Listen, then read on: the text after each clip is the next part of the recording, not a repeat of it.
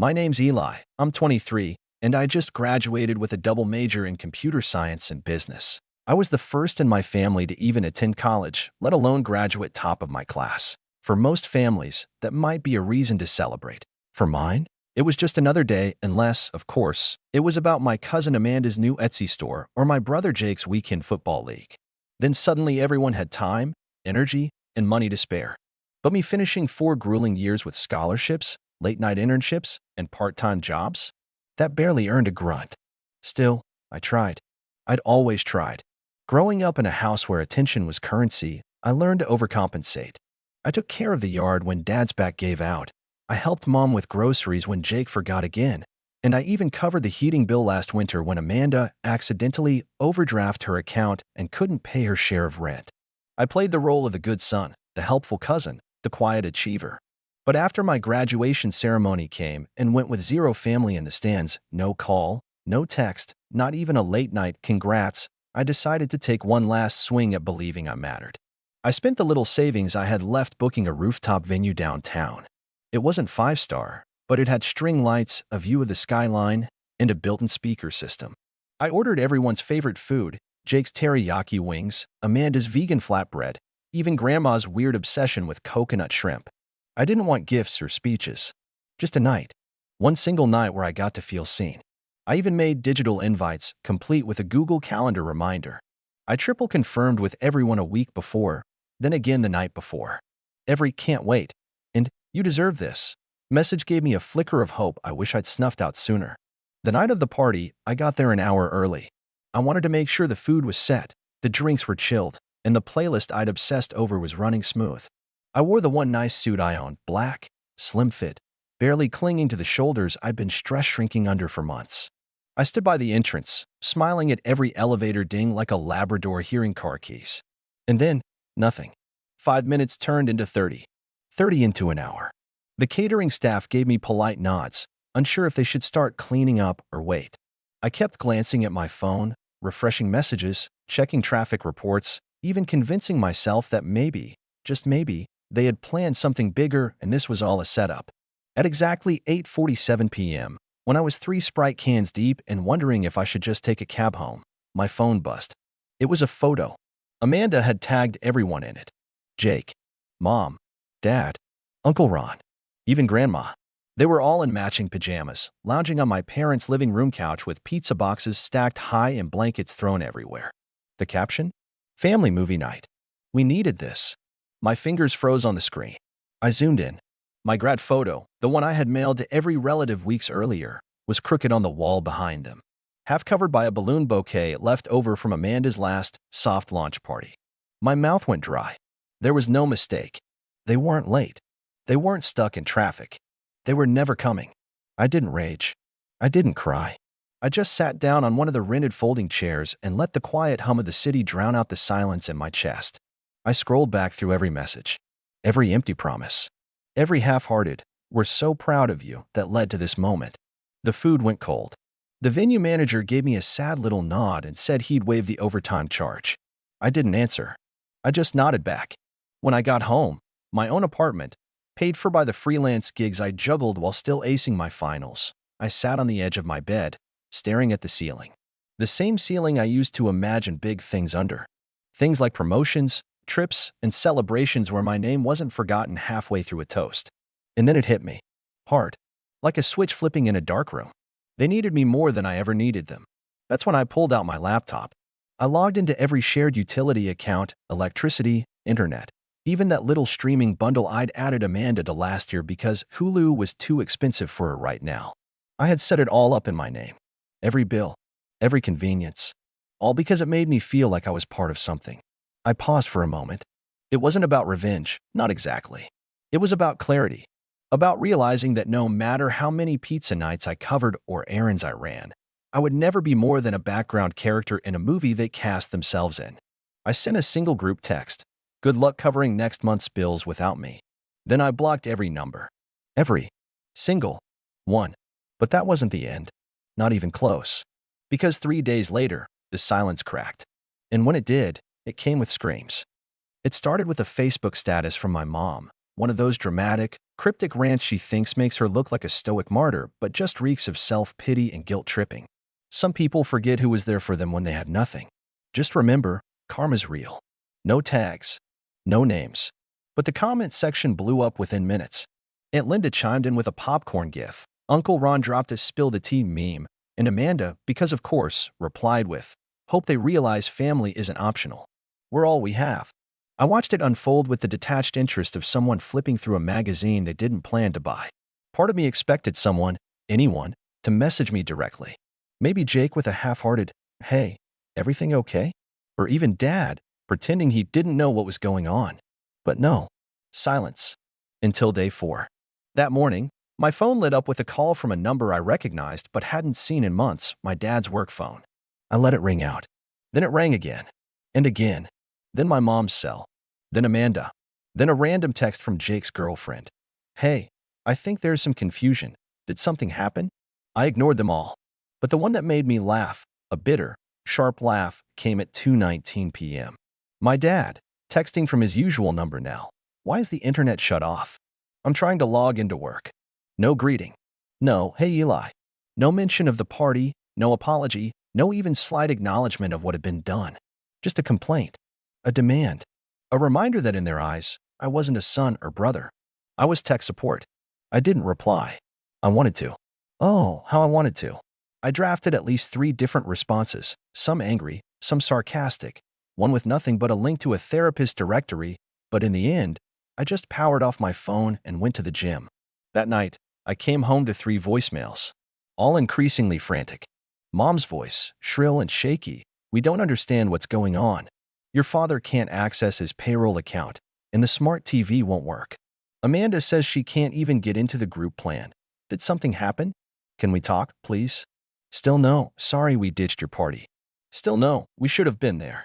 Just a long list of minor inconveniences that suddenly made me a priority. By the end of the week, I started receiving mail, actual letters, because I had blocked every digital contact method. The first one was from Grandma. A shaky, handwritten note with her flowery cursive that read, "Eli, I don't know what's going on, but everyone's upset. Please call your mother. She's been crying for days." Crying? Now she was crying? Where were the tears when I was sitting alone on that rooftop, staring at uneaten shrimp and untouched cake? Where were they when I sent my graduation photos to the family group chat and got 3 likes and 0 comments? Where were they when I begged them for just one night? Still, Grandma was the only one who didn't actively mistreat me. So I called her. And the conversation made everything so much worse. She answered on the first ring, relief spilling out like steam from a kettle. "Oh, thank heavens, Eli. You had me worried sick." "I'm fine, Grandma." "I know, honey. But your mother, she's a mess." "Is that so?"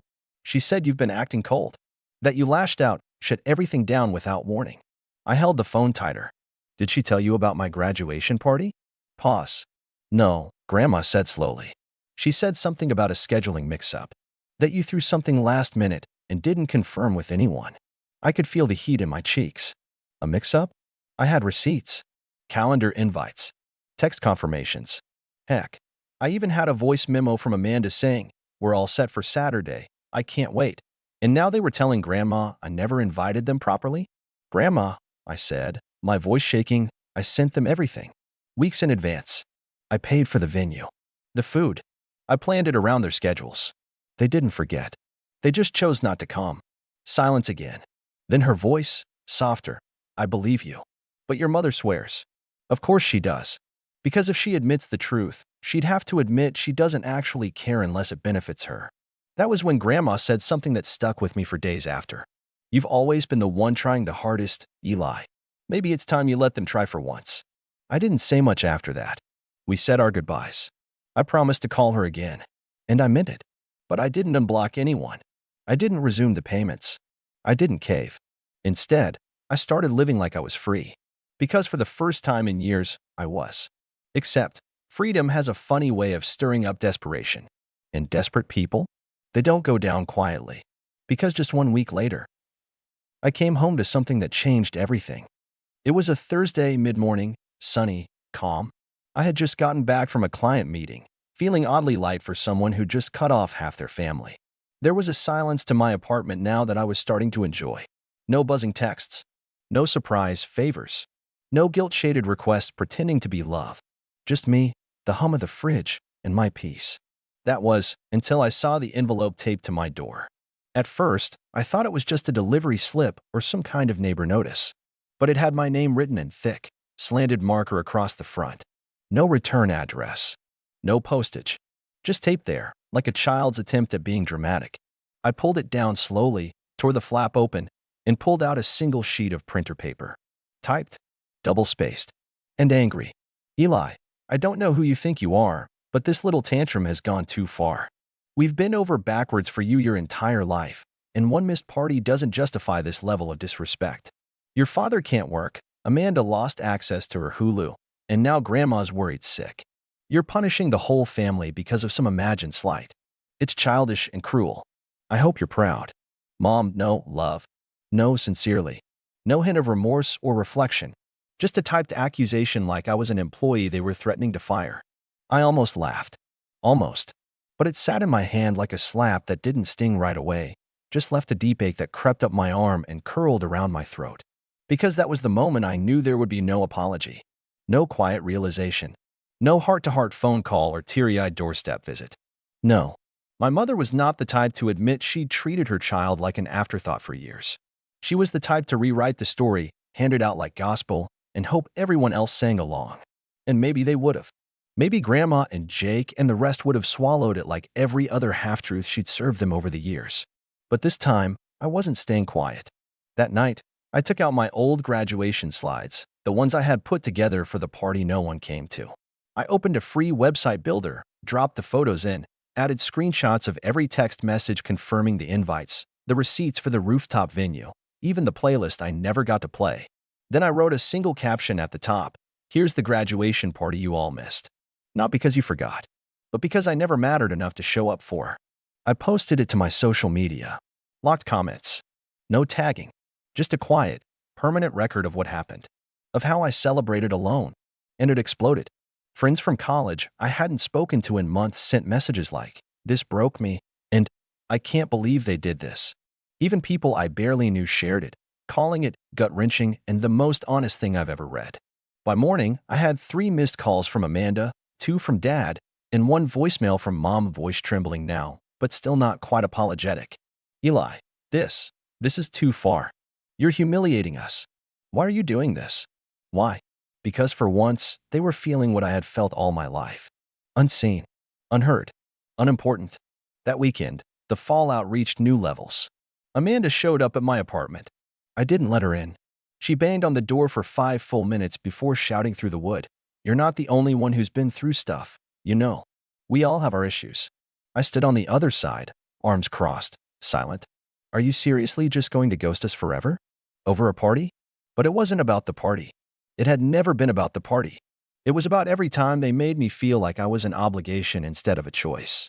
Every time I was expected to give, only to be told later that I was too sensitive when I needed something back. It was about the years I made myself small so they could feel bigger. And now that I had taken my voice back, they were scrambling. Not because they cared, but because their comfort was slipping through their fingers. A few days later, I found out they were trying to spin it. Jake made a post about family always being messy, but worth fighting for. Amanda commented, "People forget how much we did for him." I didn't respond. Not to Amanda's shouting. Not to Jake's social media damage control. Not to the stream of guilt-laced messages that trickled in. Each one trying to reframe the narrative. "You're being unfair. We're still family. This isn't how adults handle problems." The irony was almost funny, considering I had spent years handling everything for them. Like the only adult in the room while they played emotional hot potato with every problem that came up. But it wasn't enough to go silent anymore. That only worked until they twisted my absence into a tantrum, a phase, or worse, a betrayal. If I really wanted to move on, I had to take back control of the entire narrative. Not just with receipts, but with finality. So I started cutting cords they didn't even realize were still plugged in. First, the finances. I'd been quietly covering more than just utilities. A few years back, when I got my first decent-paying internship, Mom asked me to help out by adding their cell phones to my family plan, said it'd save everyone money. At the time, I didn't question it. I felt proud, honestly, like I was finally contributing in a way that mattered. That same year, Jake's used car broke down, and I co-signed on a newer model to help him land a delivery job. Dad said it was temporary, just until Jake built some credit. He never did. Amanda once asked me for a short-term loan to help float her rent until her online store took off. I gave her $1,200. She never brought it up again. They thought I forgot. They thought I'd never enforce it. They were wrong. I started by closing the phone account. No warning. No grace period. Just gone. I called the provider, explained the situation, and had all 4 lines, mine, theirs, even Amanda's, terminated by the end of the week. I ported my own number to a new carrier under a business plan. Next, I called the car dealership and requested to revoke authorization on Jake's payments. Since the car was still technically in my name and his payments had been late multiple times, it wasn't hard to justify. Within 3 days, the car was flagged for repossession. And Amanda? I didn't even need to do anything. I had kept the Venmo receipts. I simply emailed her a formal letter outlining the debt, attached every transaction, and let her know I was handing the balance over to collections within 30 days unless she arranged a payment plan. No emotion, just math. I expected backlash, but what I got was panic. Jake called from a random number. "Dude, what is this? They're trying to take my car." Mom left a voicemail sobbing. "Eli, this is too far. You're ruining your own family." Amanda emailed, saying she felt blindsided and betrayed, that I was weaponizing money against people who loved me. Loved me? They didn't love me. They loved what I gave them. The money, the favors, the silence. And now that I was taking that away, they were gasping for air in a vacuum of their own making. I stayed silent for another week. Then, I drafted one final message. Not to them, to everyone else. I wrote a post, not angry, not vindictive, just honest. I talked about growing up in a family where I was expected to play the background, how my successes were downplayed, my milestones ignored, and my support taken for granted. I included no names, no petty details, just the full truth. About the graduation party, the debts, the utility bills I'd been covering for 3 years. I posted it on my personal blog, where only a handful of friends still followed me. But within days, it was shared, and then shared again. It didn't go viral, exactly, but it found its way into a lot of inboxes and group chats. I started getting messages from people I hadn't spoken to in years, old teachers, classmates, even neighbors who remembered how devoted I was to my family. Most of them said the same thing. I had no idea. You always seemed like the strong one. That was the point. I had always seemed fine, because I was conditioned to make everyone else comfortable while I starved for validation. But no more. About 2 weeks after the post, Grandma called. I answered. She was quiet at first. Then she said something that took the breath out of my lungs. "They've started talking. Really talking. Not at me, to each other. I think your silence did what your presence never could." She told me Mom had been forced to ask for help from her own siblings, most of whom had kept their distance for years. Jake had started working longer hours. Amanda had apparently begun offering flash sales on her store just to keep up with her credit card bills now that her rent was back to full price. It wasn't revenge. It was a reckoning. I didn't revel in their struggle, but I also didn't rush to fix it. For once, I wasn't the cleanup crew. I wasn't the safety net. I was free, and I didn't just sit in that freedom. I built on it. I used the emotional clarity to focus on my career, launched my own freelance tech consulting firm, picked up clients who respected deadlines, paid on time, and didn't treat me like an accessory to their own success. I traveled for work, Seattle, Boston, even a stint in Berlin. And every time I saw a rooftop venue or passed a family taking graduation photos, I didn't feel hollow anymore. I felt whole. I still talk to Grandma. She's the only one who never tried to gaslight me into silence. Sometimes she tells me little updates, how Jake's slowly growing up, how Mom's quieter now, how Amanda's finally learning what a budget is. I don't ask for these details, but I don't stop her either. I think she knows I'm not waiting for redemption. I'm just done. One day, maybe years from now, someone will try to reach out, to apologize. Maybe they'll even mean it. But by then, I won't be waiting. Because healing didn't come from hearing sorry. It came from realizing I never needed it in the first place.